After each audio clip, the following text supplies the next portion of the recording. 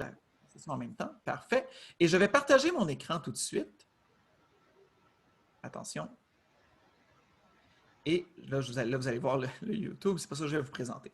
Je vais pas faire une grande présentation. Là, en passant, ma présentation PowerPoint est en plein écran. Donc, si jamais il y a quoi que ce soit, Evelyne, Mélissa, Cynthia, dites-le moi verbalement parce que là, je ne vois personne. Je voulais juste présenter, en fait, parce qu'on parle d'écoles alternatives. Il faut comprendre que les écoles alternatives, les écoles publiques alternatives existent au Québec depuis quand même plusieurs années. Et il faut peut-être peut-être qu'il y en a certains d'entre vous qui ont entendu plein de choses à leur sujet. Il y a plein de mythes qui circulent, mais qu'est-ce qu'il en est vraiment? Donc, c'est ce que j'ai décidé de faire. Je ne vais pas faire un grand historique, mais juste pour que vous sachiez, si jamais la philosophie vous intéresse, sachez que les idées alternatives ont vraiment émergé pour la première fois avec Jean-Jacques Rousseau, qui a publié au 19e siècle un petit livre qui s'appelle « Émile » ou « L'éducation ». Et qui parle vraiment, en fait, dans ce livre-là, il dit en fait que l'être humain est une fin, pas un moyen, et donc que l'enfant est une fin en soi. Il ne faut pas l'utiliser pour un moyen pour arriver à d'autres choses. Il faut lui laisser, cet enfant-là, découvrir le monde, découvrir les lois de la nature qu'il ne peut pas changer, comme le fait que s'il ne dort pas, par exemple, il est fatigué, et découvrir des choses qu'il peut changer, les lois de l'homme. Qu'on peut changer. Donc, cet apprentissage de la démocratie, cet apprentissage de la collaboration. Par après ça, au début du 20e siècle, il y a Dewey qui parle de l'apprentissage actif, apprendre en faisant, parce que quand on fait quelque chose, ça fait du sens. Et c'est ça qui est important. Montessori et Freinet, vous avez probablement peut-être plus entendu parler de Montessori parce qu'il y a des écoles Montessori au Québec, il y en a en France aussi. Freinet, il y a des écoles alternatives publiques québécoises qui s'inspirent de la pédagogie de Freinet. Freinet, il parlait de tâtonnement expérimental. Il fallait que l'enfant puisse essayer des choses, faire des essais, des erreurs. Et c'est en faisant quelque chose concrètement qu'il se rendait compte que « Oh, ça ne fonctionne pas. Pourquoi ça ne fonctionne pas? J'essaie autre chose. » Et là, « Oh, je découvre pourquoi ça fonctionne. » Et j'ai fait un apprentissage significatif. Et puis, évidemment, lui, Freinet parlait d'une coopérative scolaire. Il fallait que les enfants gèrent l'école eux-mêmes. Donc, c'est très intéressant. Neil par la suite. Et Carl Rogers, psychologue dans les années 70, qui parle des besoin de l'enfant, il parle de la tendance de tout être humain à s'auto-actualiser. Honnêtement, vous le savez, il n'a pas besoin de parler de grandes théories. Tout enfant âgé de 5 ans veut apprendre. Tout enfant naît avec cette volonté, ce goût d'apprendre, de découvrir le monde autour de lui. Eh bien, évidemment, il y a des systèmes éducatifs qui freinent ça. Et l'enfant finit par perdre. Certains enfants finissent par perdre le goût d'apprendre. Donc, on dit ça, c'est les racines plus philosophiques. Le rapport parent, en fait, si vous retournez au rapport parent, il y a plusieurs tomes, mais dans un des tomes, on parle de cette visée humaniste. Le rapport parent dit qu'il faut développer le développement intégral de l'enfant. C'est d'ailleurs le développement de l'ensemble de ce qu'on va appeler la personnalité humaine. C'est dans le préambule de la loi sur le ministère de l'Éducation, d'ailleurs. En plus, on dit aussi, dans le préambule de la loi sur le ministère de l'Éducation et des loisirs et du sport, que les parents ont le droit de créer une école qui correspond à leurs convictions. C'est dans le préambule. Et la loi sur l'instruction publique, la LIP, va reprendre un peu cette idée-là.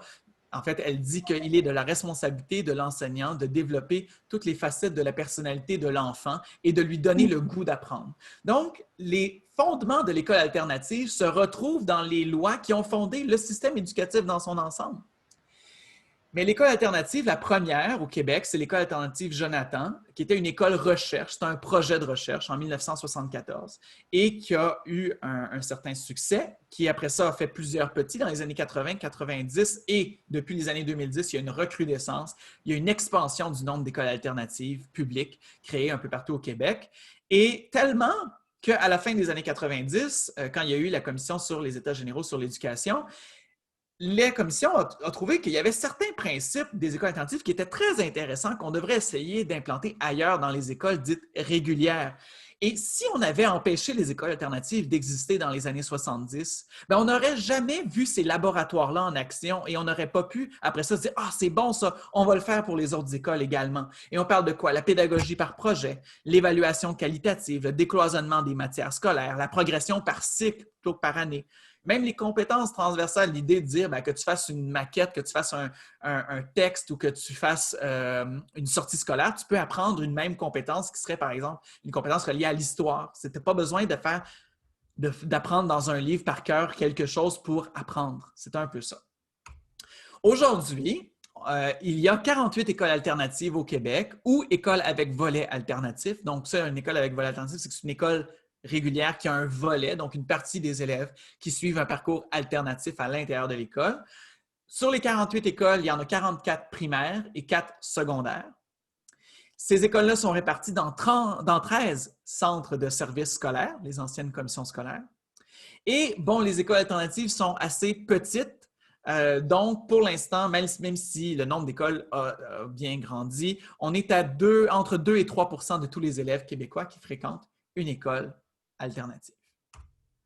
Qu'est-ce que c'est une école alternative? Selon le ministère de l'Éducation, c'est une école publique, et ça c'est important, novatrice, qui, en raison de son orientation et des moyens qu'elle met en œuvre, offre une approche et des services éducatifs notablement différents de ceux des autres écoles. On ne dit pas trop en quoi ils sont différents.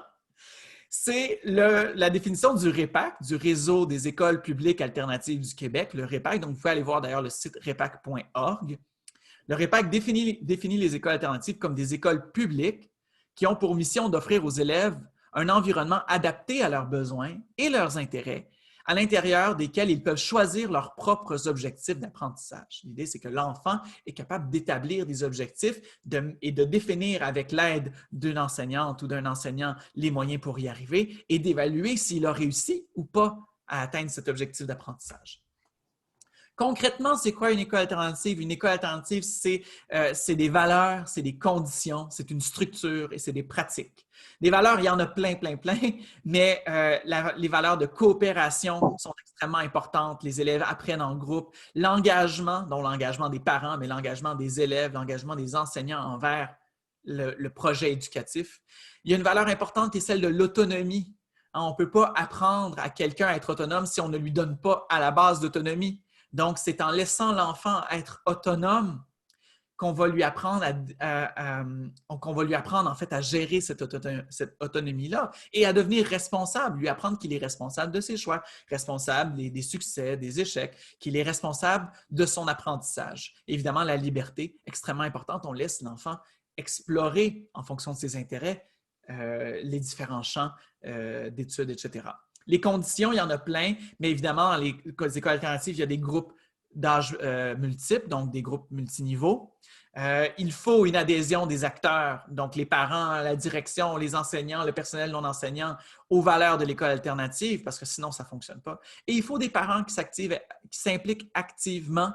C'est ce qui est demandé des parents, souvent un certain nombre d'heures par semaine, que ce soit pour donner des ateliers, faire de la coéducation, que ce soit pour aider à l'organisation de l'école, donc la co-gestion, mais il y a l'implication. La structure, bien, souvent, les écoles alternatives sont plus petites. Les élèves peuvent circuler plus librement dans l'école en fonction de leurs intérêts, aller d'un coin à l'autre. Ils ne sont pas obligés de suivre un rang d'oignons pour sortir. Les équipes enseignantes sont interdisciplinaires et, comme j'ai parlé, je l'ai dit tantôt, il y a de la cogestion. Finalement, les pratiques, et là, Chantal va en parler tantôt, mais on parle surtout du respect du rythme d'apprentissage, de donner une priorité au projet de l'élève. Et évidemment, l'évaluation dans l'école alternative, elle est qualitative. On ne donne pas des notes. Ça ne veut rien dire 87 % en lecture. Donc, qualitative, formative, l'évaluation vise simplement à ce que l'enfant s'améliore et continue. Ce n'est pas des examens à des moments fixes, c'est une évaluation continue sur le processus d'apprentissage plutôt que sur les résultats. Les effets. Les études sur les écoles alternatives sont très limitées. Hein. Les chercheurs, il n'y en a pas tant que ça, des chercheurs au Québec qui s'intéressent aux écoles alternatives.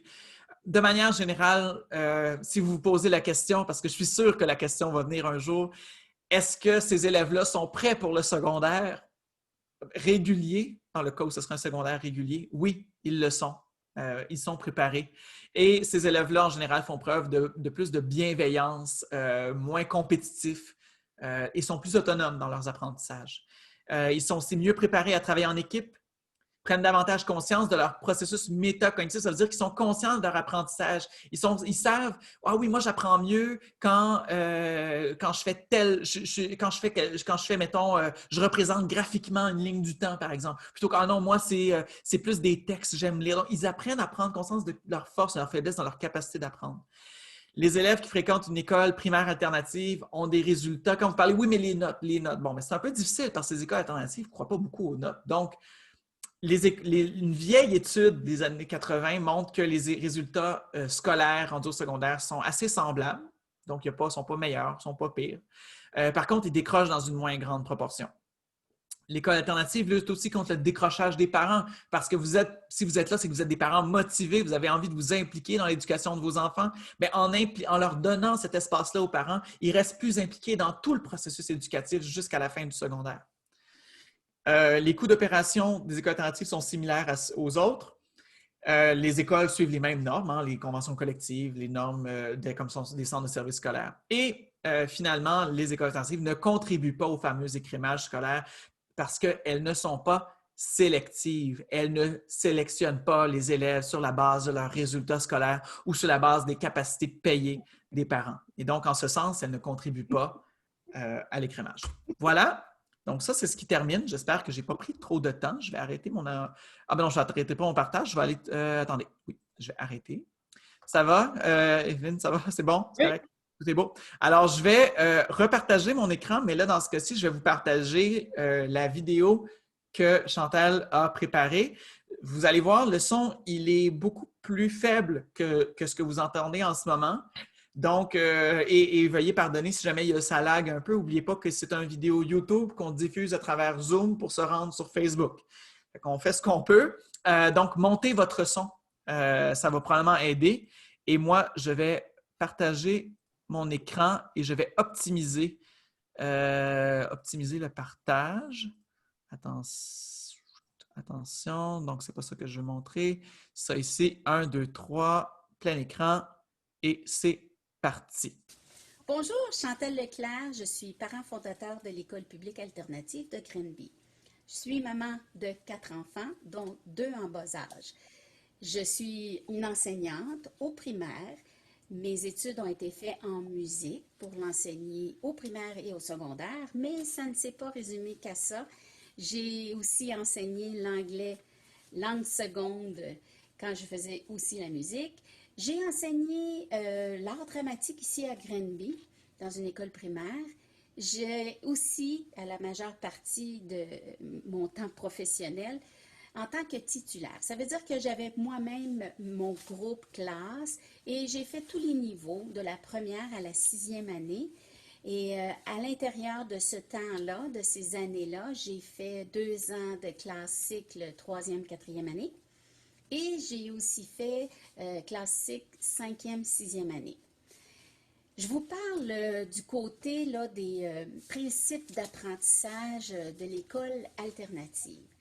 L'école québécoise a une mission de 3 volets, qui est instruire, socialiser et qualifier. Évidemment que l'école alternative respecte cette mission-là. Par contre, c'est la pédagogie, comment elle sera amenée. C'est une pédagogie qui est ouverte. Ça veut dire que l'élève est impliqué à 100% du début à la fin de ses apprentissages, de son travail et tout ça. Alors, ce que ça veut dire, une pédagogie ouverte, c'est que l'élève va choisir ses objectifs d'apprentissage. Quelles connaissances veut-il faire par rapport à une matière comme le français? Quels seraient donc les moyens qu'il utiliserait pour arriver à acquérir les connaissances nécessaires et les compétences? Et il va aussi faire le choix de son auto-évaluation. Sur quoi il veut s'auto-évaluer? Évidemment que l'enseignant, l'enseignante est là en soutien pour bien le guider, le soutenir dans sa démarche, dans le processus, dans le travail et dans la finalité.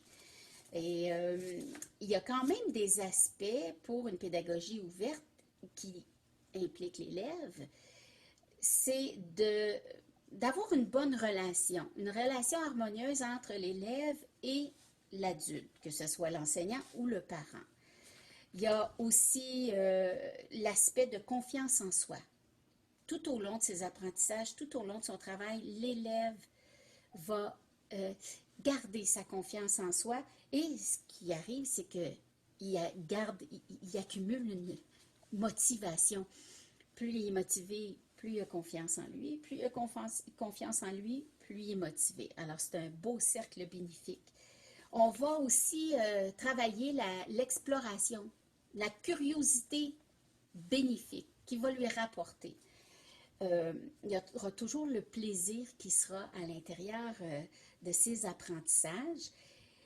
Et il y a le jeu qui pourra être utilisé beaucoup pour amener ce plaisir.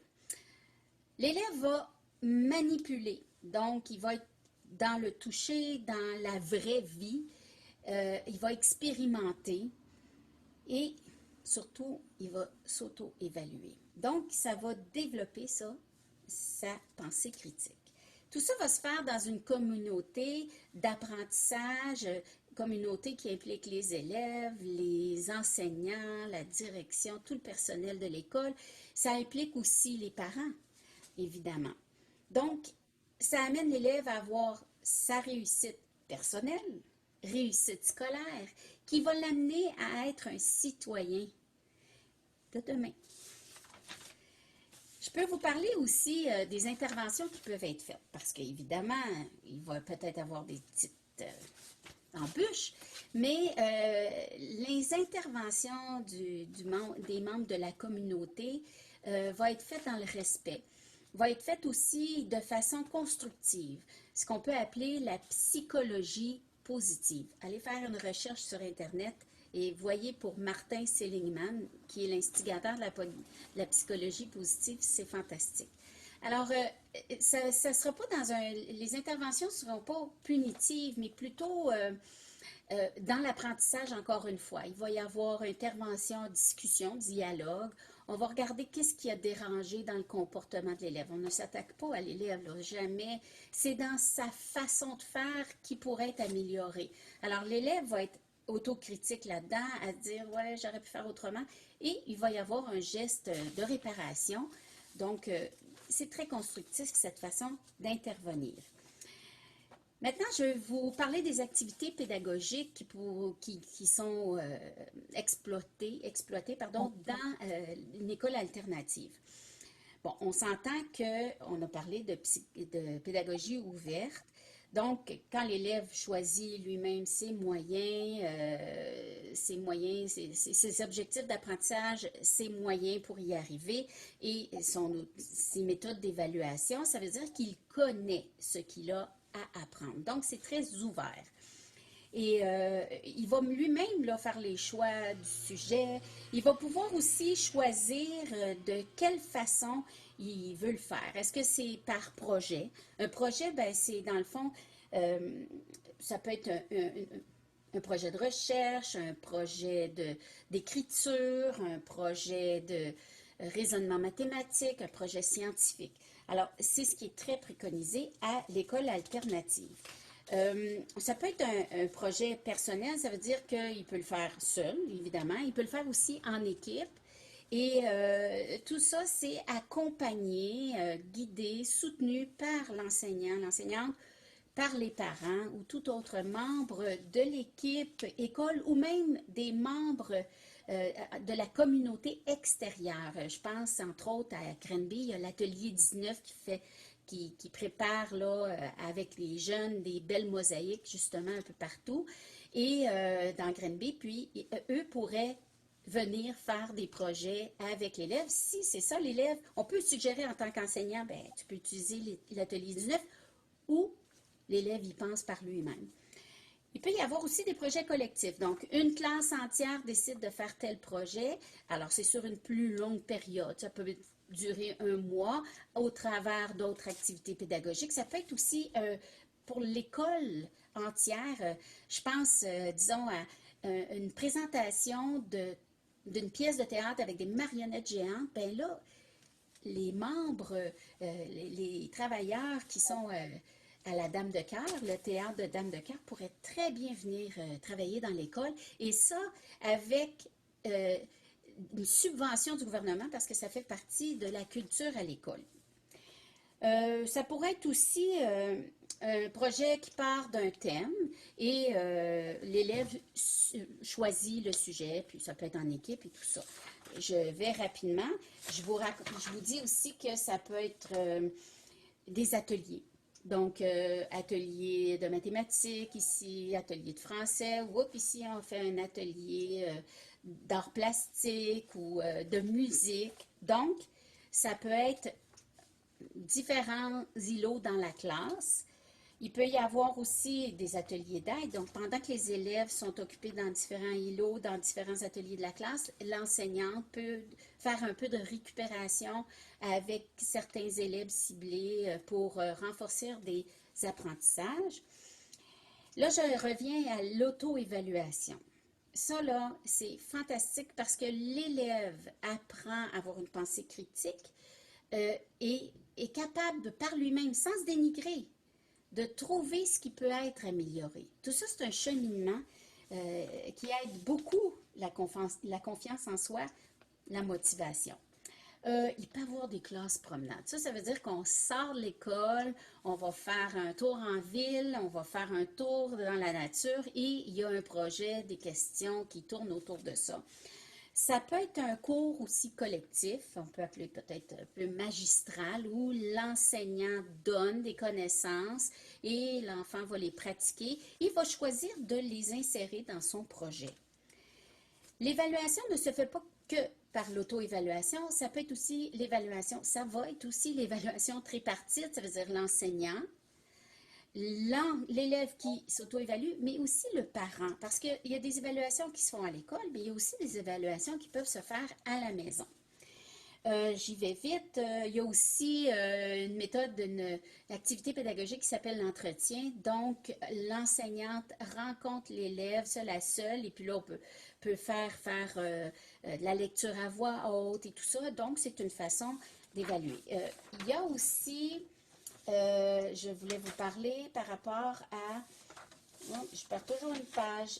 Oui, c'est ça. Dans les structures et fonctionnements de la classe, pardon. Je veux vous dire que c'est pas mal comme une école régulière qui serait proposée dans le programme de formation de l'école québécoise. Ça veut dire par cycle. Premier cycle, deuxième cycle, troisième cycle. Par contre, la différence, c'est que les maternelles sont avec les premières années et deuxième année dans le premier cycle. Il y a l'organisation de la classe, de la journée, qui est sensiblement comme une classe régulière. Par contre, il y a beaucoup d'autonomie qui est développée. En entrant le matin, l'enfant organise son espace d'apprentissage. Il va y avoir une réunion par la suite, une vingtaine de minutes. Ensuite,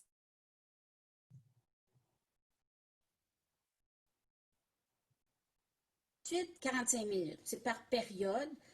Au travers de ça, il y a une récréation le matin, une récréation l'après-midi de 15 minutes et le dîner d'à peu près 1 heure. Et dans l'après-midi, il y aura 2 activités pédagogiques de 45 minutes. Mais il y a quelque chose qui est très spécifique à l'école alternative, c'est qu'il y a un moment qui est consacré au rangement de la classe pour que ce soit agréable.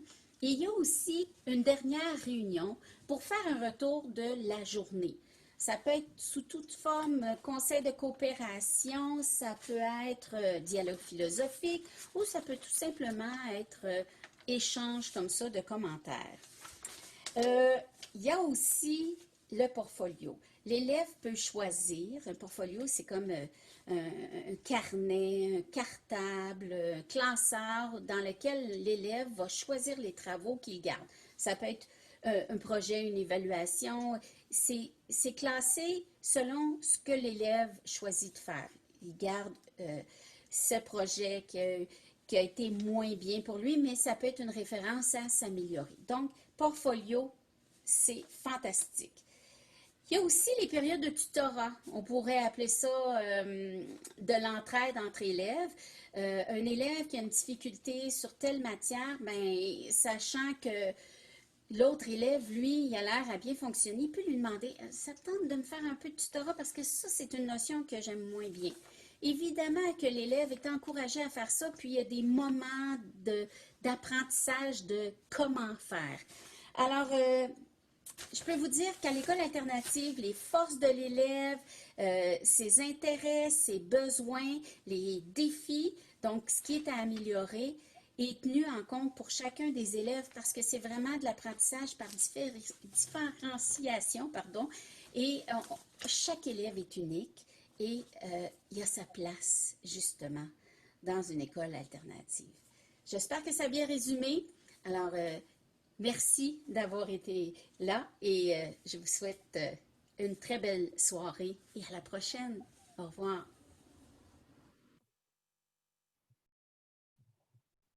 Bon, bonjour à toutes et à tous. Donc, désolé. Ça va? Au OK. revoir. Bon.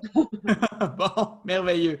Donc, je remercie Chantal pour sa présentation de l'approche pédagogique et des différentes activités. Le portefeuille, donc, elle les a toutes énumérées. C'est un ensemble d'activités qui font finalement cette approche différenciée et qui est distinctive de l'approche de l'école alternative. Je passe la parole à Evelyne Lebeau qui va nous décrire, en fait, parce que maintenant que vous savez pourquoi ça nous enthousiasme autant, cette idée-là de créer une école alternative à Granby, il faudrait bien peut-être que vous sachiez, mais qu'est-ce qui s'est passé depuis tant d'années et qu'est-ce qui reste encore à faire? Alors, Evelyne, je te passe la parole. Alors, bonsoir. Donc, nous avons commencé le projet en 2015 et puis nous avons posé beaucoup d'actions depuis le début. Entre autres, au début, on a commencé par une page Facebook. Nous avons fait des dépliants, une carte d'affaires, un logo, tout ce qui entoure la logistique pour se faire voir. Ensuite, nous avons fait quelques salons de famille pour avoir un peu de visibilité et puis faire des sondages pour voir si c'était juste nous, les parents, qui aimaient, qui voulaient cette méthode-là d'enseignement pour nos enfants ou si dans la région de Granby, c'était quelque chose qui était désiré. Donc, avec plus de 100 intentions d'inscription, on s'est dit que c'était une intention de la ville de Granby. Donc, nous avons continué nos démarches. Nous avons fait des visites d'école. Nous avons travaillé en équipe pour savoir réfléchir c'est quoi nos valeurs. Tout c'est un peu c'est quoi qu'on voulait. Nous avons fait un site web aussi pour informer les parents là, de quelles sont nos valeurs. Si vous voulez aller le voir, c'est école-alternative-granby.com. Donc, voilà. Nous avons fait aussi un texte de présentation pour la commission scolaire. Nous avons fait un texte référentiel. Ça, c'est des documents là, qui sont vraiment nécessaires lorsqu'on présente là, le projet à la commission scolaire. Donc, nous avons aussi fait, quelques membres ont fait des formations auprès du REPAC, le réseau d'écoles publiques alternatives du Québec. Pour s'aligner comment fonder une école alternative. Et puis, nous avons aussi rencontré là, des gens qui nous ont aidés beaucoup là, au sein du REPAC. Nous avons fait plusieurs, pendant environ presque 2 ans et demi, 3 ans environ. On nous a fait presque à chaque soirée des commissaires qui avait lieu à la commission scolaire Val-des-Sœurs. Nous y étions pour réitérer notre intérêt qu'on veut une école alternative finalement. Et puis, on a fait plusieurs rencontres aussi avec la commission scolaire Val-des-Sœurs pour essayer de trouver des solutions pour que le projet ait lieu. En tout cas, voilà. On a fait aussi des rencontres d'information pour des parents. Mais on a fait aussi des rencontres, une rencontre avec les gens d'affaires et les gens politiques de la région. Et puis, nous avons fait aussi avec des rencontres individuelles avec des politiciens.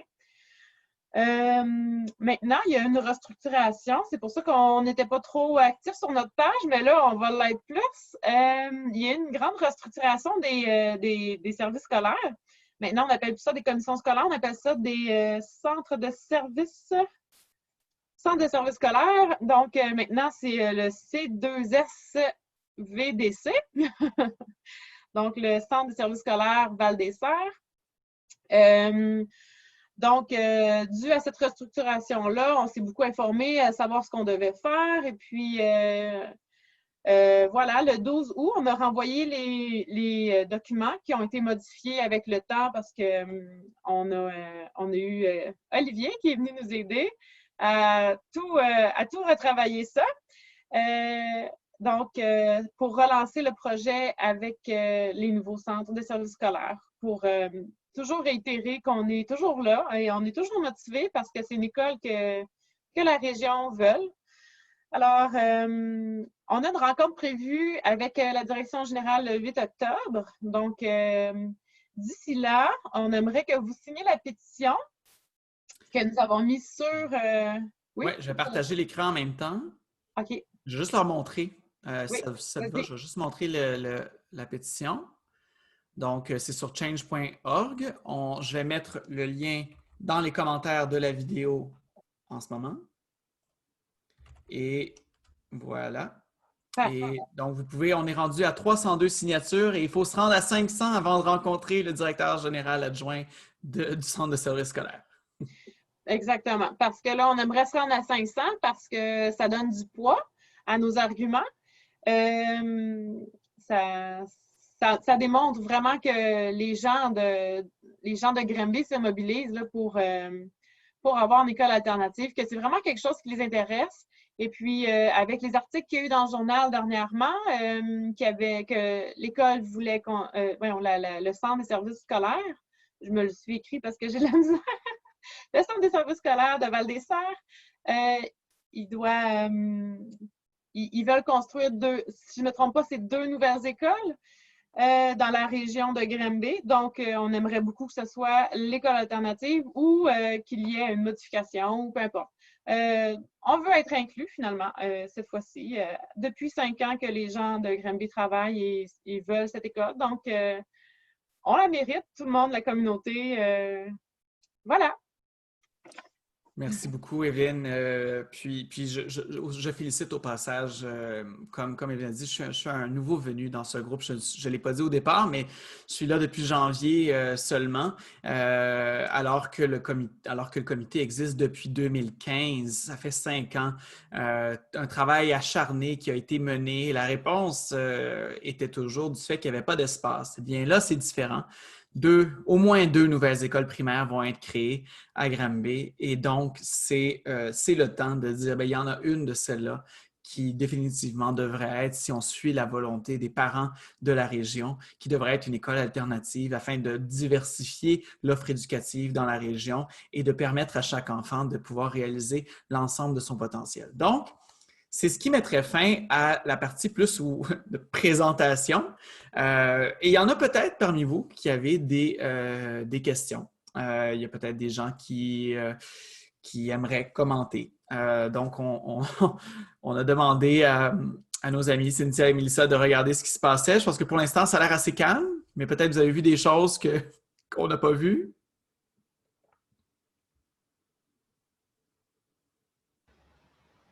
On n'a pas de questions pour l'instant. Parfait. Alors là, on vous transmet à tous ceux qui nous écoutent en ce moment. On vous passe le micro. C'est une image. Donc, si vous avez des questions, que ce soit sur le projet, sur qu'est-ce qui a été entrepris, sur ce qui reste à faire, sur comment vous pourriez nous aider, sur les écoles alternatives de manière générale. On est là.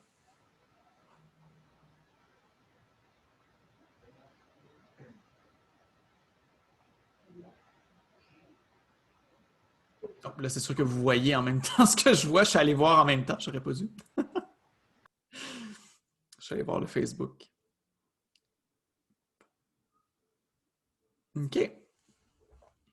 Dans ce cas-là, il y a peut-être à préciser, donc, on vous demandait, évidemment, j'imagine que si vous êtes là, c'est que vous avez peut-être déjà signé la pétition, essayé de convaincre le plus de gens possible de la signer. La pétition comme telle, elle n'est pas obligée d'être signée par des parents. Il y avait déjà, il y avait déjà, je ne sais pas si Evelyne, tu l'avais mentionné, qu'il y avait eu les intentions. Donc, ben, veux-tu le dire? Je ne vais pas le dire pour toi. Vas-y.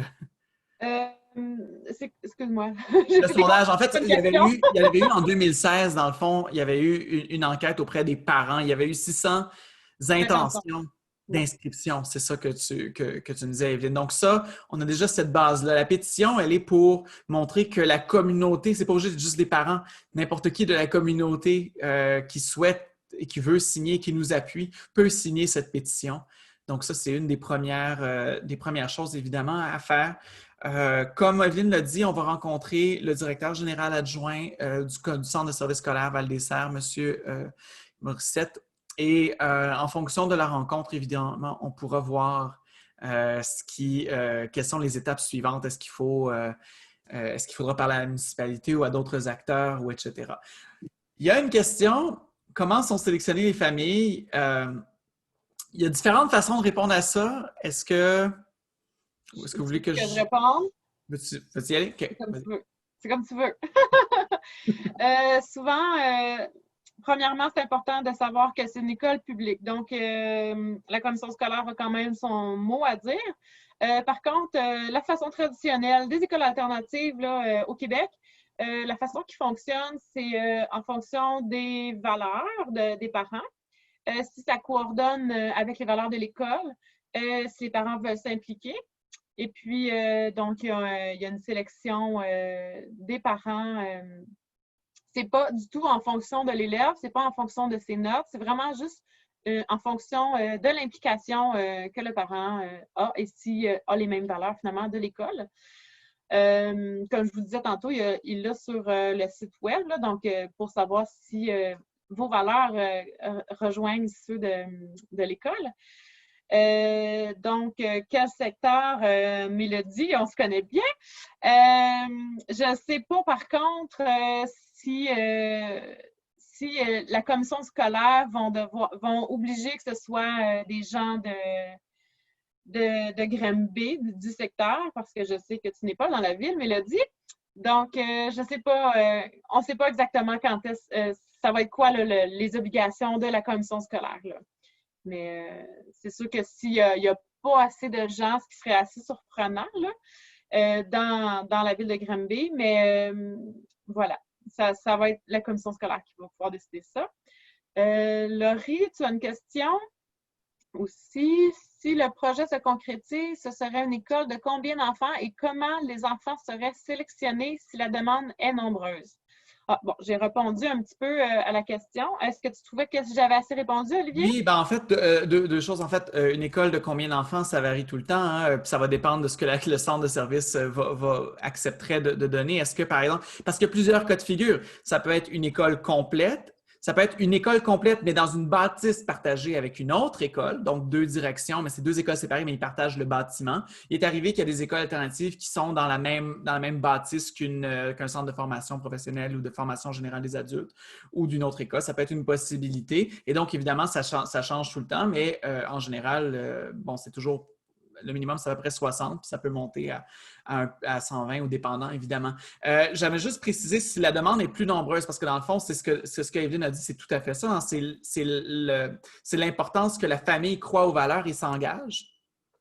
Mais à partir du moment où il y a un nombre plus grand de personnes qui croient aux valeurs et qui s'engagent, la façon standard, c'est procéder par tirage au sort, en général, à l'intérieur de ce groupe-là de parents qui, dans le sens où c'est pas dans l'optique de faire il n'y a pas une sélection formelle, c'est juste de dire, si vous voulez participer, évidemment, il faut que vous croyiez aux valeurs. Et évidemment, il faut toujours garder à l'esprit que le centre de service scolaire peut imposer que l'école alternative soit une école de quartier.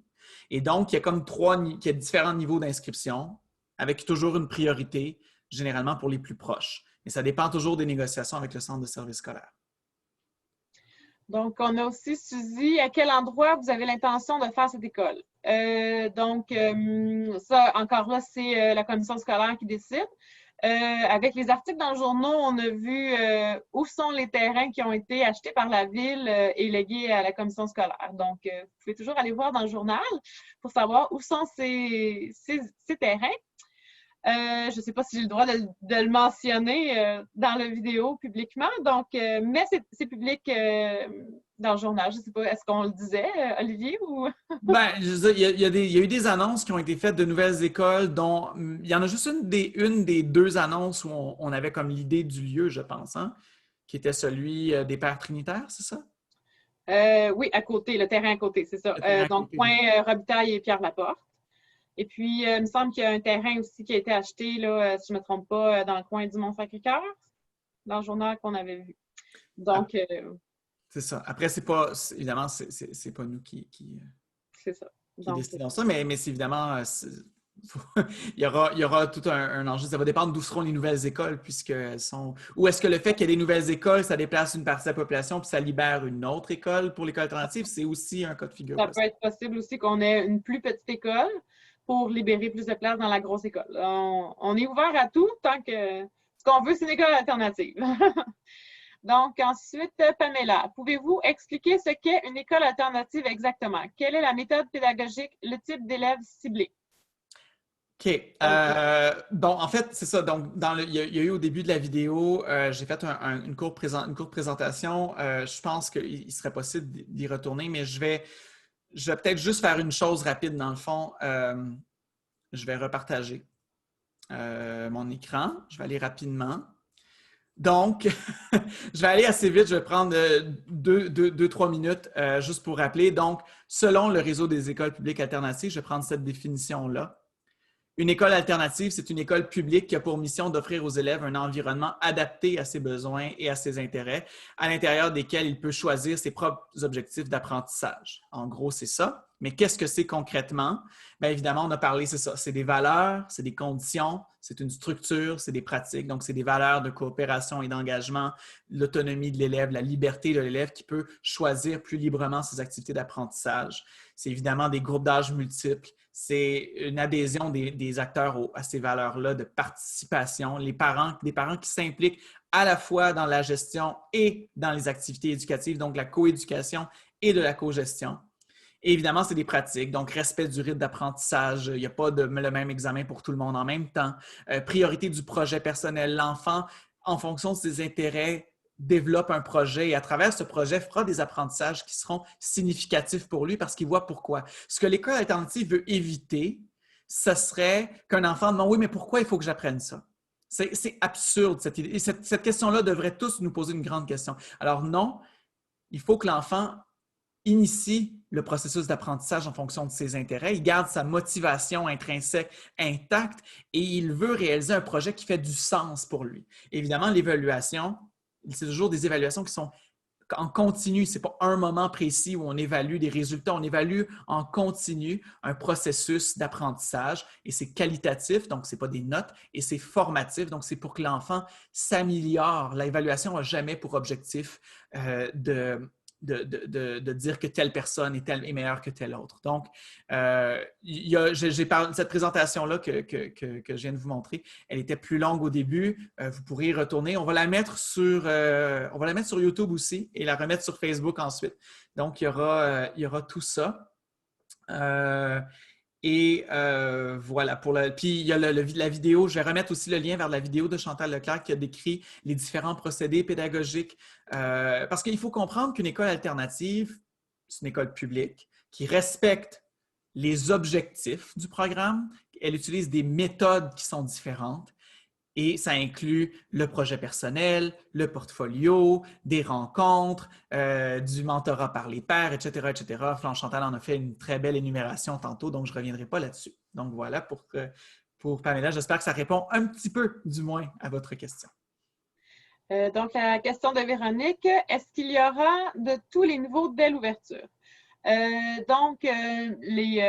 Je pourrais dire spécialistes des écoles alternatives là, qui nous ont, M. Chénier, M. Nicholson, qui nous ont beaucoup aidés dans le cheminement de la création du projet, finalement. Là. Ils nous ont conseillé d'ouvrir à la première année maximum jusqu'en 4e année, donc 2e année de 2e cycle. Simplement parce que rendu 5e année, 6e année, c'est difficile de revenir puisque les enfants sont habitués de se faire donner un cadre, puis tout ça, c'est plus difficile pour eux d'être dans leur autonomie là, d'apprentissage. Donc, pour pas que... Puis aussi commencer, quand une école commence, c'est de commencer plus petit pour être capable de bien répondre aux besoins de tous. C'est aussi nouveau pour la direction, c'est nouveau pour les professeurs, pour tout le personnel. Donc, parce qu'on n'en a pas vraiment dans la région, on n'en a pas du tout, en fait, dans la région de Granby. Alors, voilà, ça serait probablement de maternelle à 4e année. Donc, c'est ce que l'on espère. Jessica, est-ce que les écoles alternatives est généralement favorable pour les élèves ayant des profils d'apprentissage particuliers? Je pense entre autres aux élèves doués pour lesquels l'offre de services des écoles régulières n'est pas très développée. Donc, c'est sûr que pour les enfants, par exemple, comme vous nommez, doués, les enfants sont plus autonomes dans les classes, là, dans leurs projets. Ils peuvent évoluer à leur rythme. Les professeurs aident au cheminement des enfants, puis tout ça, enseignent. Mais c'est sûr que l'enfant qui est plus doué, ça va venir répondre à son besoin, là. Mais pas juste pour les enfants doués aussi, là, pour les enfants qui ont besoin de bouger, parce que c'est surtout des classes avec... comment ils appellent ça, Olivier, déjà, là, ces classes-là? Classe aménagement flexible, c'est ce que tu veux Oui, dire? oui. La plupart des écoles alternatives, c'est des classes comme ça. Puis sinon, c'est le besoin de l'enfant qui est répondu, là. Donc, qu'il y ait des besoins particuliers ou non, c'est le besoin et l'intérêt de l'enfant qui est répondu, là. Donc, Si je peux me permettre, oui, je suis maman d'un enfant qui a une douance diagnostiquée. J'ai vu quand même vraiment beaucoup de spécialistes et ce qui sortait le plus, c'était que pour les enfants doués, le mieux, c'est une école alternative parce qu'ils peuvent aller à leur rythme. Fait que même s'ils sont en 2e année, ils peuvent faire de la 6e année en maths, ils peuvent faire de la 5e année en français. C'est super bon pour eux parce qu'ils sont très, très, très stimulés. Puis c'est eux qui vont faire leur projet, c'est eux qui vont prendre toutes les mesures là, pour vraiment se développer. Fait que, en tout cas, pour ma part, là, tous les spécialistes que j'ai vus m'ont conseillé fortement une école alternative là, pour la douance. Tout à fait. Puis ce qui est fascinant, c'est ça, c'est que alors à la fois l'enfant qui... tous les enfants ont des talents. Tous les enfants ont un potentiel. Et en disant, ben toi, qu'est-ce que tu aimes? Qu'est-ce que tu as envie de développer? Qu'est-ce que tu aurais le goût d'apprendre? Je ne connais pas un enfant de 5 ans qui n'a pas envie d'apprendre quelque chose. Et c'est de lui fournir l'environnement après ça pour qu'il puisse le faire. Et donc, ceux qui veulent, parce que je ne l'ai peut-être pas mentionné, j'ai fait mon primaire à l'alternative, puis un de mes amis voulait faire, il est rentré en première année, puis il ne voulait pas faire de maths, puis il ne voulait pas en faire en 2e, puis il ne voulait pas en faire en 3e, puis il ne voulait pas en dire l'équivalent de 4e année. Il a décidé que là, il voulait faire de l'informatique, et là, il s'est rendu compte que ça serait bien qu'il fasse des mathématiques. Il a pris des cahiers de mathématiques tout seul. Il est passé de la première année à la 6e en une seule année. Il avait trouvé la raison pour le motiver et il l'a fait. Ce qui est intéressant, c'est que les enfants, à la fois des enfants qui ont des difficultés, puisqu'ils ne se sentent pas toujours comparés aux autres, toujours en situation de comparaison, il faut qu'ils se prouvent, il y a généralement moins de réactions négatives ou défensives par rapport à l'apprentissage. Et pour ceux qui vont à pleine vitesse dans plein de choses, bien, il y a toujours moyen d'en faire plus. C'est ni de l'enrichissement, ni de la... C'est juste chaque enfant, il va en fonction de ses intérêts et en fonction de son potentiel. Et ça, c'est essentiel. Parce que, je vais finir avec ça, l'enfant apprend à l'école alternative qu'on a besoin de tout le monde pour faire un monde. On apprend tous ensemble. Puis il y en a qui sont super bons manuellement. Puis il y en a qui sont super bons dans les arts, puis ils sont créatifs. Puis il y en a qui sont vraiment là. Eux autres, tu les mets devant un ordinateur, puis ils comprennent tout sur l'ordinateur tout de suite. Mais on a besoin de tout ce monde-là pour fonctionner. C'est beau. Donc, la prochaine question de Laurie. Quels sont vos besoins si on veut s'impliquer maintenant? Partager de la situation. Comme Olivier le disait tantôt, le mentionnait, comme vos parents, les grands-parents, ils ont c'est un membre électeur. Tout le monde a le droit de, comme Olivier disait, tout le monde a le droit de signer la pétition. C'est pas juste les parents de Granby. Ça peut être les futurs parents, ça peut être l'oncle, la tante. Moi, je veux que mon neveu aille dans cette école-là. le grand-parent qui veulent que leurs petits-enfants fréquentent cette école-là. Donc, tout le monde peut participer. Donc, ça peut être une histoire familiale, là. Donc, on est tous des membres électeurs. Tout le monde peut participer à cette pétition-là. Donc, ça va être vraiment de sensibiliser les gens. Ce qu'on a besoin maintenant, c'est vraiment que la pétition soit signée pour avoir le plus de poids possible pour notre rencontre du 8 octobre là, avec la commission, la Centre des services scolaires, pardon. Puis évidemment, ben, vous pouvez toujours nous contacter dans le sens où si vous voulez une explication plus active, contactez l'un de nous ou envoyer il y a un message de la page ou enfin, parce que suivant le 8 octobre, on va savoir beaucoup mieux quelles sont les étapes suivantes et on va avoir besoin d'aide. Est-ce qu'on va avoir besoin de mobiliser plus de gens? Est-ce qu'il va falloir rencontrer d'autres personnes? Est-ce qu'il va falloir développer des documents? C'est là où on va avoir une idée plus claire des étapes à suivre après le 8 octobre. Et donc, si vous voulez nous laisser vos coordonnées en plus pour la suite des choses, ça va nous faire super plaisir. Hein? Plus on est de bras et plus ça va avancer. Voilà. On a aussi fondé un groupe Facebook que vous pouvez nous demander en privé si vous voulez vous impliquer vraiment plus. On a fondé un groupe Facebook pour ceux qui veulent aider justement au sein de la communauté. Là. Donc, vous pouvez nous écrire un message privé. Ça va nous faire plaisir de vous y inviter dans ce groupe. Donc, est-ce qu'on avait d'autres questions? Non? Mais c'est bon. Mais merci pour les questions. Hein. Il y a eu une période où on se demandait si on allait en voir. Mais on en a. Alors, merci beaucoup. On peut laisser quand même 2 minutes encore si jamais des gens... Oui, on a une nouvelle question. Je me suis dit, c'est pas fini. Non, on a jusqu'à 9 heures. Là. Je peux la lire, Cynthia, je la vois. Pamela demande, je me demande si un enfant fréquente l'école alternative de la maternelle à la 4e année, lorsqu'il est rendu en 5e année, est-ce que selon vous, il y aura de la difficulté à fonctionner avec la pédagogie? Si je comprends bien la question, c'est juste la première année de l'ouverture de l'école. Donc, il y aura, à long terme, là, il va y avoir tous les niveaux. Là. C'est juste la première année, disons, je ne sais pas moi, elle ouvre en 2022 l'école. Donc, en 2022, il va y avoir maternelle, première année, deuxième année, troisième année, quatrième année. Donc, en 2023, il va y avoir toutes ces années-là et la 5e année parce qu'on n'enverra pas les enfants dans la 5e, 6e année dans une autre école. Ça va être vraiment, un cheminement continu. Là. Oh, oui. Puis après ça, c'est le secondaire. Là. Il y a comme 2 niveaux de questions dans le fond, parce qu'effectivement, si votre question, c'était si on fait juste, en fait, non, comme Evelyne a dit, l'idée, c'est de dire à la limite, c'est que selon la demande et tout ça, selon le centre de service, si ça commence avec les premières années, puis ça agrandit, parce qu'après ça, les enfants vieillissent, mais les nouveaux rentrent, donc il va y avoir toutes les années. Mais la question peut être aussi si jamais l'enfant transfère vers le régulier par la suite. Je vais prendre ce bout-là, tiens. Donc, à date, les études montrent que les enfants qui ont fréquenté l'école alternative, lorsqu'ils transfèrent au régulier, oui, il y a une adaptation, parce qu'il y a une façon de faire complètement différente. Mais en termes des apprentissages, ils ne sont pas désavantagés. Et la raison de ça, c'est que les enfants à l'alternative sont rapidement amenés vers l'autonomie. Ils sont capables de chercher l'information par eux-mêmes. Et lorsqu'ils se retrouvent face à une situation où ils se disent « Ah, mais ça, je ne connais pas ça », ils savent où aller chercher pour trouver l'information. Il y a plein d'exemples, mais je pense que je vais donner un exemple personnel. Je ne vais pas trop rentrer dans le personnel, mais mettons moi.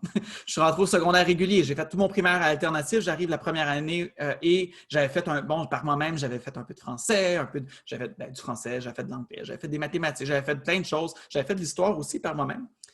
Mais je n'avais pas fait de géographie. Et là, j'arrive en secondaire 1, il y a des cours de géographie. Alors, c'était une époque, hein?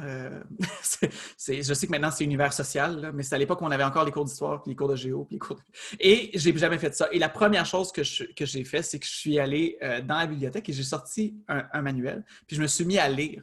Puis je me suis rendu compte après rapidement que j'étais tout à fait capable d'aller chercher les concepts sur lesquels les autres élèves avaient vu au primaire et de m'adapter rapidement. En fait, c'est cette idée-là de dire, quand tu ne sais pas quelque chose, au lieu de figer, au lieu de te dire « Oh mon Dieu, je ne le sais pas », c'est de dire « Comment je pourrais faire pour le trouver? » Toute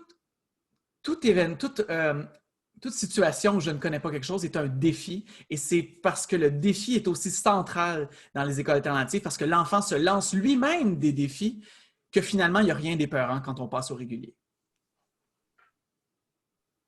Je regarde si y a d'autres questions. Pour l'instant, nous n'en avons pas d'autres. C'est bon. On peut donner encore du temps. On a encore une bonne heure.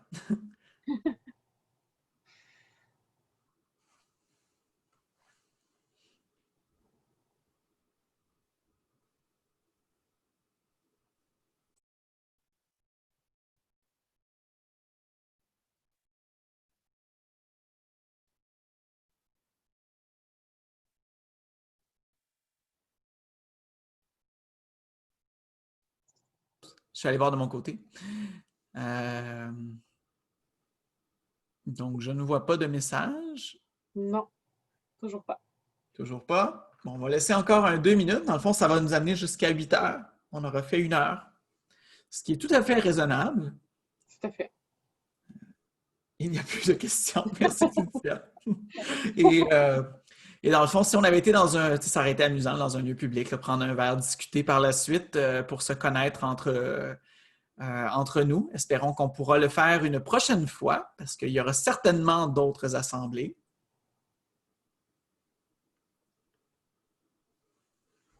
Mais nous sommes en 2020, donc voilà. Voilà. Nous adoptons à la situation. Tout à fait. Adaptons, voilà.